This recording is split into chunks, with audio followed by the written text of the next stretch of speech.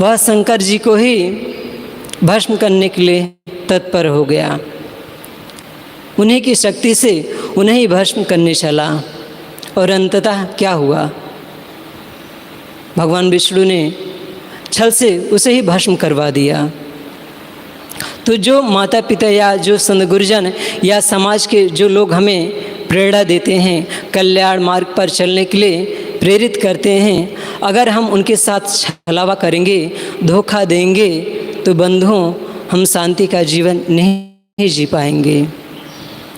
अगर हमें सचमुच शांति का जीवन जीना है, अपने अंदर प्रेम को उद्घाटित करना है, तो हम सबके साथ मधुरता का व्यवहार करें, प्रेम का व्यवहार करें।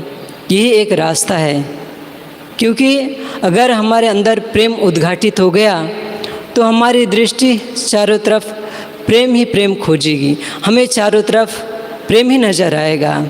लेकिन मन ही कलुषित है, मन ही दूषित है, तो पूरा संसार हमें कांटों की भांति चुभेगा। हमें यही लगेगा कि मेरे जीवन में जो दुख है, जो अशांति है, जो पीड़ा है, पड़ोसी के नाते हैं, दूसरे के नाते हैं। और हम देखें तो आज तक या कहें हम हमेशा से दूसरे पर उंगली उठाते रहें कि पड़ोसी के नाते मेरा जीवन दुखमय बना रहा, मेरे जीवन में दुख है, पीड़ा है। हम कभी अपनी ओर नहीं देखते कि मेरे जीवन में जो कुछ भी हो रहा है, क्या उसका जिम्मेदार मैं हूँ। लेकिन हम आत्मचिंतन न करके सीधे पड़ोसी पर उंगली उठाते हैं और यह भूल जाते हैं कि जब हम सामने वाले के सामने उंगली करते हैं तो 3 उंगलियां खुद की ओर इशारा करती हैं कि खुद की ओर देखो। पड़ोसी के सामने तो हमारी 1 उंगली जाती है, लेकिन 3 उंगलियां खुद की ओर इशारा करती हैं कि खुद पहले देख लो कि तुम्हारे जीवन में जो दुख है, जो अशांति है, या जो सुख है, जो प्रेम है, तुम्हारे नाते हैं, तुम्हारे कर्मों के नाते हैं, तुम्हारे मन के नाते हैं। लेकिन नहीं, हम ऐसा नहीं करते। जब हमारे जीवन में दुख होता है, अशांति होती है, हमारा जीवन विषादों से भरा होता है, तब हम दूसरों पर दोषारोपण करते हैं। लेकिन जब प्रेम से जीवन भरा है, आनंदित है, हमारे जीवन में खुशियाँ ही खुशियाँ हैं, तब हम खुद को क्रेडिट देते हैं, खुद को प्रोत्साहित करते हैं कि मैंने ऐसा किया, तब मेरे जीवन में धन आया, मेरा जीवन सुखमय बना। बंधुओं, जो दूसरों को दोष देना बंद कर देता है, वही दुखों से पार जाता है। क्योंकि ऐसा व्यक्ति भली भांति समझ जाता है कि मेरे जीवन में जो कुछ भी हो रहा है, उसका जिम्मेदार मैं स्वयं हूँ। ऐसा व्यक्ति दूसरे पर उंगली नहीं उठाता। भगवान बुद्ध के एक शिष्य हैं पूर्ण कश्यप। उनका नाम ही पूर्ण था और पूर्णता को भी उपलब्ध हो चुके थे, निर्वाण को भी उपलब्ध हो चुके थे, विदेह मोक्ष में सदैव जीते थे।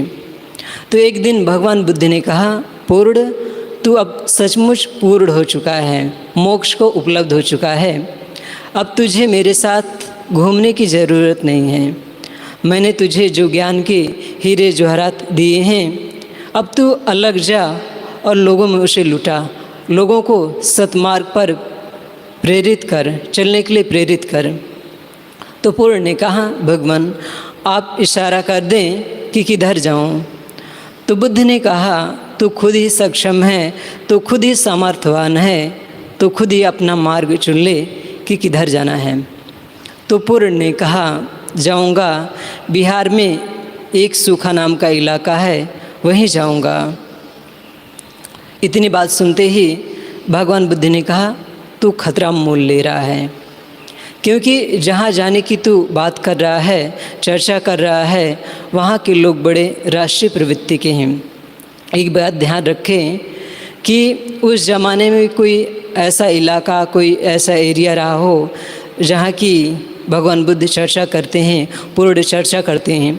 अब वैसा कुछ पता नहीं चलता। और देखें तो बिहार के लोग बहुत ही श्रद्धावान, बहुत ही भक्तिमय जीवन जीने वाले लोग होते हैं।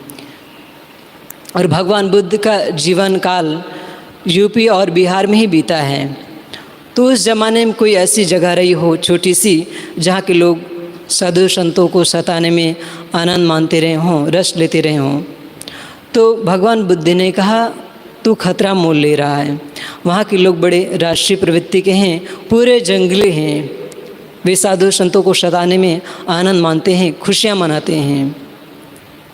तो पूर्ण ने कहा, इसलिए तो जाना चाहता हूँ, कब तक वे जानवरों की भांति जीवन जिएंगे, कब तक वे जंगली बने रहेंगे। इस जंगलीपना से छुड़ाने के लिए, उबारने के लिए किसी न किसी को तो जाना ही होगा, तो मैं वहीं जाऊंगा। तो भगवान बुद्ध ने कहा, ठीक है तू जा, लेकिन जाने से पहले मेरे कुछ प्रश्न है, उसका उत्तर देते जा। भगवान बुद्ध ने कहा, पहला प्रश्न, जब तू वहाँ जाएगा और वहाँ के लोग तुझे गाली देंगे तो उस वक्त तेरे मन में उनके लिए क्या भाव उठेगा। पूर्ण ने कहा, मेरे मन में यही भाव उठेगा कि कितने अच्छे लोग हैं, केवल गाली देते हैं, मारते नहीं, मार भी सकते हैं लेकिन केवल गाली देते हैं। बुद्ध ने कहा, अगर मारने ही लगें तो उस वक्त तेरे मन में उन सब के लिए क्या भाव उठेगा, तेरे मन में क्या विचार पनपेंगे, उठेंगे। तो पूर्ण ने कहा, मेरे मन में यही भाव उठेगा, यही भाव जगेगा कि कितने अच्छे लोग हैं, केवल मारते हैं, मार ही नहीं डाल सकते, जान से भी मार सकते हैं लेकिन जान से न मारकर केवल मारते हैं।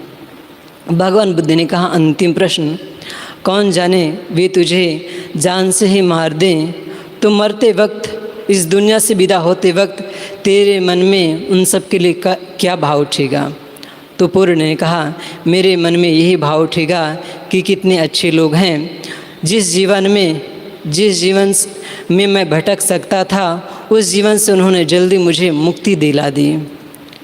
भगवान बुद्ध ने कहा, अब तू जा, अब तुझे कोई गाली नहीं दे सकता, अब तुझे कोई मार नहीं सकता, अब तुझे कोई मार डाल नहीं सकता। ऐसा नहीं कि जब तू वहाँ जाएगा तो वे तुझे गाली नहीं देंगे, गाली देंगे, मारेंगे भी, और यह भी हो सकता है कि जान से भी मार दें, लेकिन अब तू मरेगा नहीं, तू अमर हो गया। पूर्ण ऐसा क्यों कर रहे हैं? क्योंकि पूर्ण भली भांति जान गए हैं कि मेरे जीवन में जो कुछ भी हो रहा है मेरे मन के नाते हैं। हम सबके भी जीवन में जो कुछ हो रहा है मन के नाते हो रहा है, मन के विचारों के नाते हो रहा है। अगर हम प्रेम की अनुभूति कर रहे हैं, शांति की अनुभूति कर रहे हैं तो हमारा मन निर्मल है, साफ सुथरा है। और हम दुख, अशांति, पीड़ा महसूस कर रहे हैं तो इसका मतलब है कि हमारा मन कलुषित बना हुआ है, हमारे मन में नाना प्रकार के कुसंस्कार मौजूद हैं। और जब तक कुसंस्कार मौजूद हैं, हम कहीं भी जाएं हमारा दुख मिटेगा नहीं है। पूरा संसार एक जू है और इस जू में हम सब जानवरों की भांति सभी जीव इस जू में आ गए हैं। लेकिन देखें कि हम इस जू में क्या कर रहे हैं। एक व्यक्ति कभी चिड़ियाघर नहीं देखा था। एक दिन उसके मन में आया कि चिड़ियाघर कुछ देखता हूँ, और वह गया चिड़ियाघर देखने के लिए।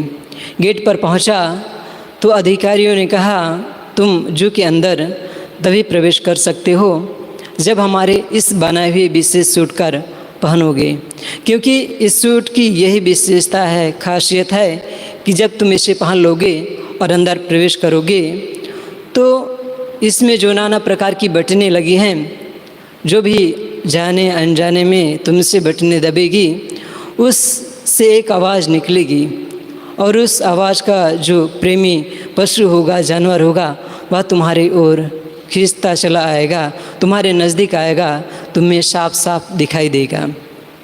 उस व्यक्ति ने कहा, मैं कभी चिड़ियाघर देखा ही नहीं और देखने ही आया हूँ, और इससे अच्छी बात क्या हो सकती कि इस विशेष सूट को पहन कर देखूँ। तो उसने उस विशेष सूट को पहनकर अंदर प्रवेश किया और जाने अनजाने में उससे बटनें दबती रही, और जो उस शब्द का रसिक जानवर होता, पशु होता, उसके नज़दीक आता, उसे साफ साफ दिखाई देने लगता।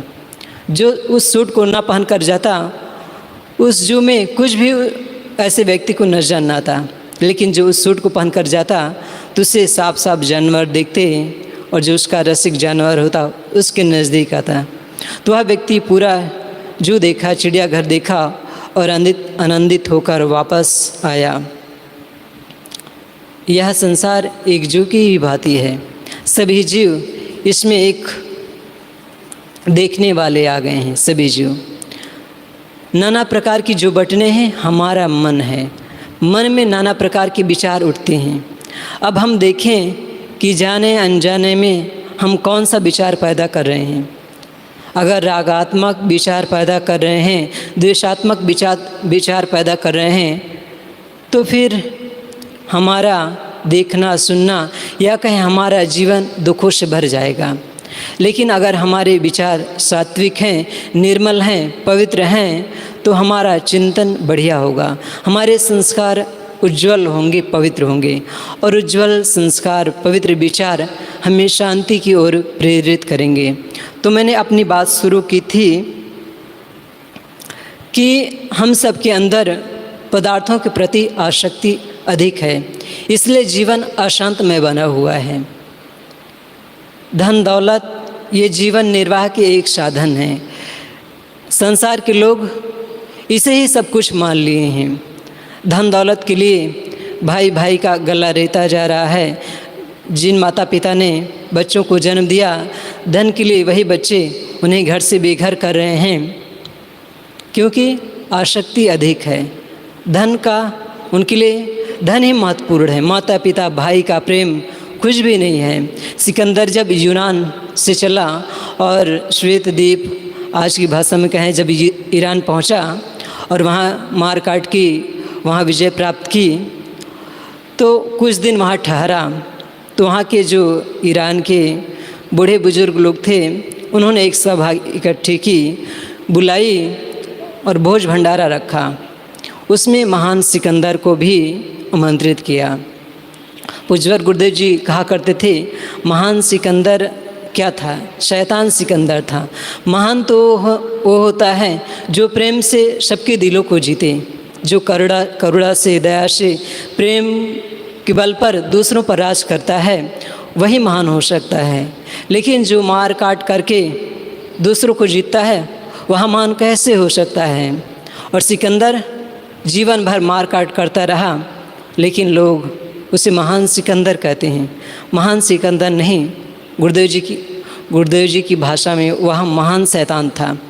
तो जब वहाँ के बुजुर्गों ने भोज भंडारे में सिकंदर को आमंत्रित किया कि आप आएँ, आज से आप ही हमारे देश के राजा हो गए हैं, क्योंकि आपने हमारे राज्य को, देश को जीत लिया है, तो हम चाहते हैं कि हमारे भोज में आप सम्मिलित हों एक रात के लिए।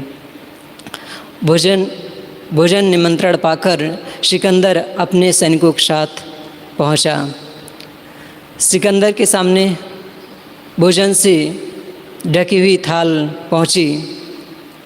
सिकंदर थाली को हटाता है तो अवाक रह जाता है और क्रोध से तमतमा जाता है और उत्तेजित होकर कहता है, आपने यहाँ मुझे बुलाकर मेरा अपमान कर रहे हैं? क्योंकि जैसे उसने थाल हटाई तो उस जो थाल थी उसमें सोने चांदी रखी हुई थी। भोजन की दर पर जगह वहाँ हीरे जवाहरात रखे गए थे। तो उसने कहा, क्या ये हीरे जवाहरात खाने की वस्तुएं ही चीज़ें हैं? तब उन्हीं बुजुर्गों में से एक बुजुर्ग उठा और बोला, अगर आप इसे नहीं खाते और जो गेहूँ बाजरे की रोटियां आप खाते हैं, तो ये सब रोटियां आपके भी देश में थी, लेकिन हमने सोचा कि शायद आप हीरे जवाहरात की रोटियां खाते हैं, हीरे जवाहरात ही खाते हैं, इसीलिए तो मार काट करते हुए आप यहाँ तक पहुँचे। बंधुओं, यह सिकंदर की बात नहीं। आज हम देखें तो यही सब घर घर में हो रहा है। धन दौलत, ज़मीन जायदाद के लिए सब एक दूसरे को नीचा दिखाने के लिए लगे हुए हैं। और जब तक पदार्थों के प्रति हमारी आसक्ति नहीं टूटेगी, हम कितना ही संतों के पास आएँ, उनके कल्याणकारी विचारों को सुने, हमें शांति नहीं मिलेगी। हम मोक्ष को उपलब्ध हो ही नहीं पाएंगे। अगर हमें सचमुच मोक्ष पाना है, खुद को जानना है, खुद को समझना है, अपने जीवन को संवारना है, तो हम अपनी इच्छाओं को कम करें। हमारी जो नाना प्रकार की इच्छाएं दिनों दिन उमड़ घुमड़ करती है, नए नए विचारों को जन्म देती है उसको कम करें। और वह कम होती है जब हम संतों से जुड़ते हैं, संत गुरुजनों से जुड़ते हैं। जब संतों के पास आते हैं, उनके कल्याणकारी विचारों को सुनते हैं, तब हमें एहसास होता है कि मेरे जीवन में जो दुख है, जो अशांति है, मेरी इच्छाओं के नाते हैं, मेरी वासनाओं के नाते हैं। और ऐसा व्यक्ति संत गुरुजनों के बताए हुए मार्ग पर धीरे धीरे चलने लगता है। और जो इस पर चलता है वह एक दिन अपनी समस्त इच्छाओं को, कामनाओं को त्याग देता है और आनंद का जीवन जीता है। थोड़ी सी बातें मैंने आप सबके बीच कही और ज़्यादा न